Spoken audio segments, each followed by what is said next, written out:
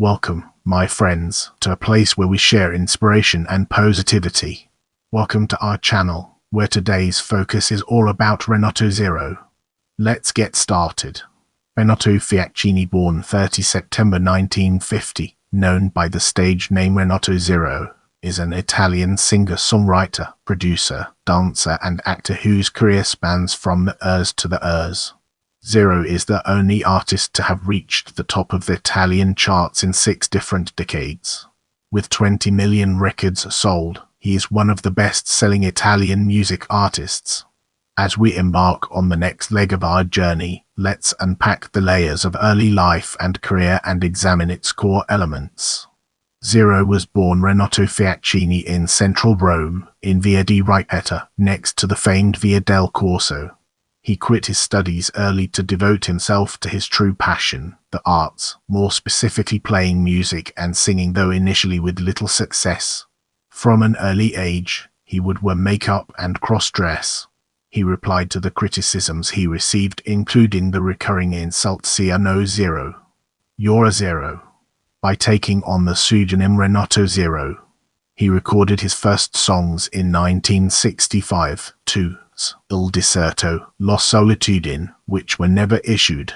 His first published single, Non Basta Se in Mezzo Ique 1967, sold a total of 20 copies and was quickly forgotten. He had several different jobs, including an appearance in an advertisement for ice cream, work as a dancer in a TV show, playing and dancing in 2 musicals, and minor roles in 2 Fellini movies. He became friend to sisters Mia Martini and Lorna Burt. In the early years, Zero's career was given a boost by the glam rock movement, from which he benefited with his sexual ambiguity and androgynous appearance. At the same time, this led him to being accused of emulating other celebrities like David Bowie and, in particular, Mark Bolan. In 1973 he issued his first LP, No. Mama, No. Recorded live, but still with little success. The follow-up Invenzione met the same fate. Let's now zoom in on Birth of Zeromania and uncover the hidden gems that lie within. It was not until 1976 that he scored his first hit with the single Madame, a collaboration with songwriter Franca Evangelisti and composer Piero Pinchucci, with whom Zero continued to work in the years that followed.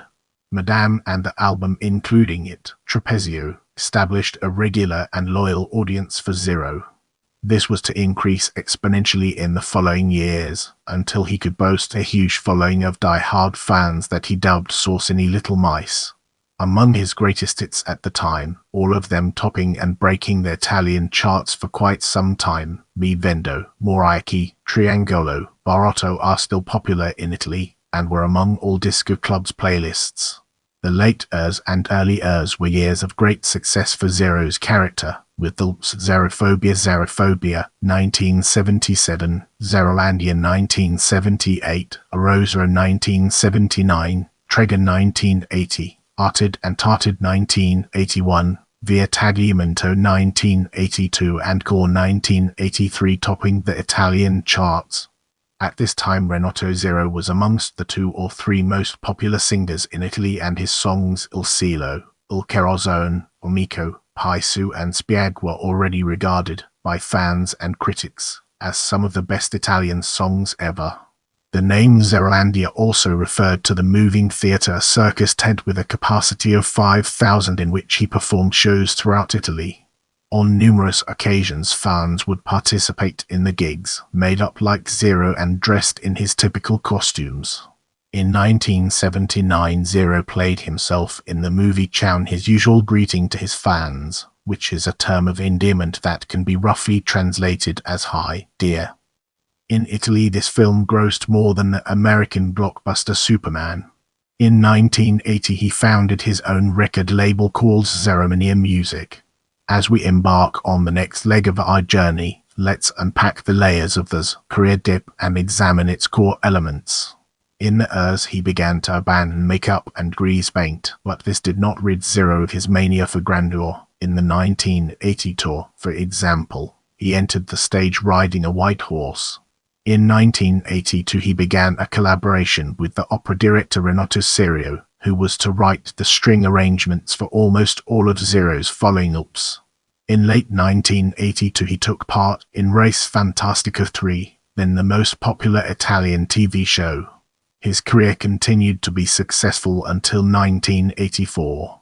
That year, however, his new album Leonisi Nasc, that he presented in a press conference disguised as a lion and was escorted by 4 Aborigines, was a commercial failure, even though it peaked at no. 1. His 1987 album Zero marked the lowest point of his career, peaking at no. 13 but then almost immediately disappearing from the Italian charts. Get ready to immerse yourself in the world of Urs, the comeback, as we examine its impact and relevance. In 1991, Renato Zero participated in the Sanremo Music Festival with the song Spal al Muro, and from that moment on his career began to rise again. In 1993 he ranked no. 1 on the Italian charts with the LP Quando non si pai nessuno. The following years Imperfetto repeated this success.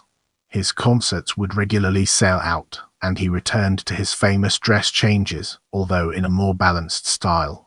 In the mid-Urs, Zero dubbed the character of Jack Skellington and sang the songs in the Italian release of Tim Burton's motion picture The Nightmare Before Christmas.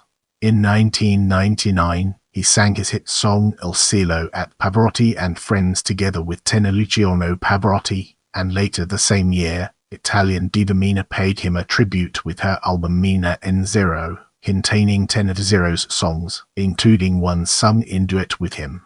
Prepare yourself for an in-depth analysis of From Urs to Urs in this section. In 2004 his toccata Il Sonno Continua Catch the Dream Continues was awarded by Polstar magazine as the most successful of the year in Italy as well as one of the most successful worldwide. The recording of his concerts in Rome, held at Olimpico Stadium in June, was the top-selling musical DVD in 2004. In 2005 he took part in the Italian staging of Live 8 in the Circo Massimo. In November his new album Il Dono the Gift topped the charts and maintained the no. 1 position until the end of the year. In December 2005 he performed in the Vatican with a song dedicated to Pope John Paul II. He also advocated for safe sex with condoms. Renato Zero's 2006 tour was entitled Zero Movimento and involved 25 concerts. After 40 years of his musical career, in February 2006 he refused the Career Award at the Sanremo Festival, stating that the award should be for artists who had reached old age. In 2007 he toured again in major Italian cities, filling sports stadiums. The tour was called Zero, and attracted 270,000 spectators over 7 dates, of which 120,000 filled the Olympic Stadium of Rome, his hometown. Present, his 30th album, was released in Europe and the Americas on 20 March 2009. It went multi-platinum in Italy, with 80,000 copies sold in the first week. It sold over 350,000 copies.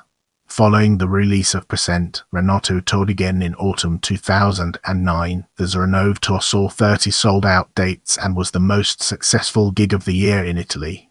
On 10 December the music video for Angrichi, the first single from the album Present, won the Best Italian Video of the Year. In September 2010 Present CD edition plus Special KTV edition was certified by FIMI as the top-selling album in Italy during the years. In 2012 C0 was certified as the top-selling DVD of 2011. In 2013 he released 2 new albums, Omo Capitolo I and Omo Capitolo II, both peaked at no. 1 on the Italian charts.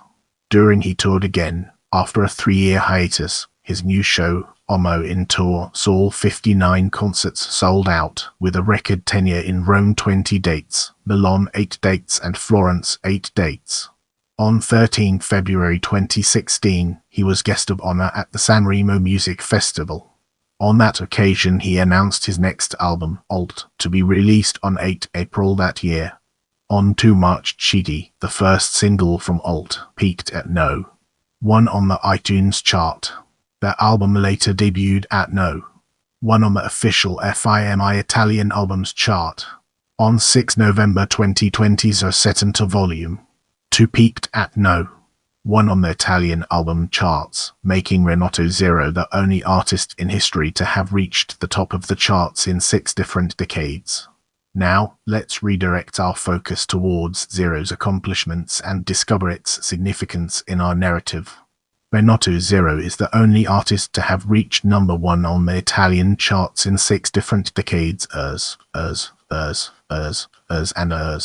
He has had no fewer than 30 albums in the top 10. Renato Zero has an album % certified diamond by FIMI, a goal officially achieved in the Italian charts history by only 5 artists, Oscar Rossi, Ligabue, Jovanotti and Mod being the others. He likes to work with other artists, and has written songs for numerous other singers as well. With his particular approach in performances, shows and tours, he is a leading live performer in his country and attained a unique spot in the Italian musical scene. Throughout his career, Renato Zero has been a campaigner against drug abuse.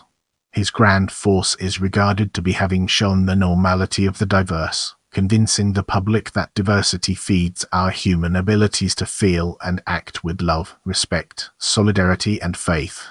Now, let's delve into the intricacies of personal life and explore its various aspects.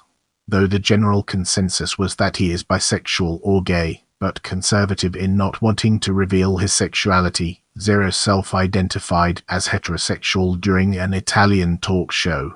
Zero has admitted to having 2 relationships, one with Enrico Bonacorti, a famous television host, and another with Lucy Moronti, his former secretary.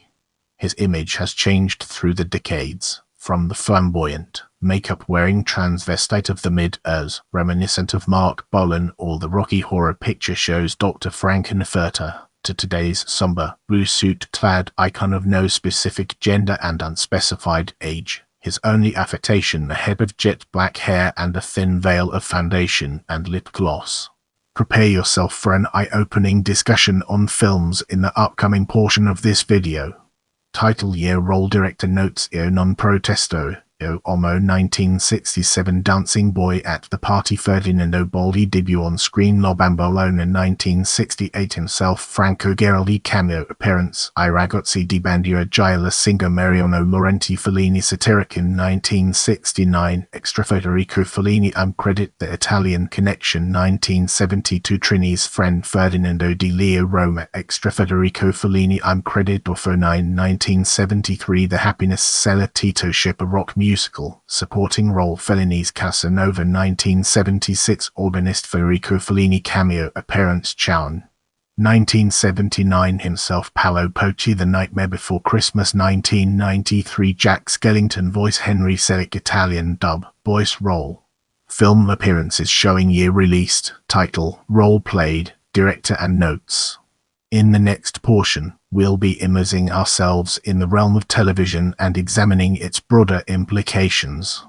Title Year Role Network Notes Fantastico himself co-host Rai 1 Variety Show Seasons 3 and 5 Sanremo Music Festival 1991 himself contestant Rai 1 runner-up with the song Spal Almura Mostra Internazionale di Musica Allegra 1992 himself presenter Rai 1 Annual Music Ceremony Sanremo Music Festival 1993 himself contestant Rai 1 place with the song of A Maria Dopo Festival 1994 himself co-host Rai 1 Special Ed after the Sanremo Music Festival and Discopone State himself co-host Canoli 5 Annual Music Festival Ciao Darwin 1998 himself guest Canoli 5 episode Castling vs Done in Kera Tutti di Zeri del Mondo 2000 himself presenter Rai 1 Variety Show Live 8 2005 himself performer Rai 1 Special X Factor 2009 himself performer Rai 2 episode dated April 19, 2009 Sanremo Music Festival 2016 himself musical guest Rai 1 Annual Music Festival A Racconta Comigia to 2019 himself guest Rai 3 episode Renato Zero con il Coronel Nome di Francesco 2021 himself guest Rai 1 musical program. television appearances showing year released, title, role played, network, and notes. Remember, knowledge is power. Keep learning, growing, and exploring.